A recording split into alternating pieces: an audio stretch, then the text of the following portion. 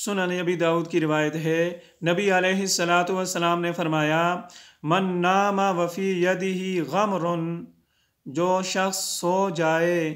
और उसके हाथ पर कोई चिकनाहट लगी हुई हो, वलम यगसिलहु, इसने धोया नहीं है, फ़असाबहु शैउन, रात को अगर किसी मूज़ी चीज़ ने इसकी चिकनाहट की वजह से इसके हाथ को नुकसान पहुंचा दिया, फ़ला यलूमन्ना इल्ला नफ्सा, तो ये शख्स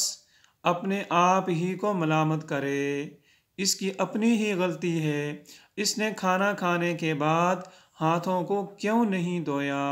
हाथों पर चिकनाई लगी हुई है और रात को मूज़ी जानवर ने डस लिया, काट लिया, अब इसकी अपनी गलती की वजह से ऐसा हुआ है, अपने आप ही को मलामत करे।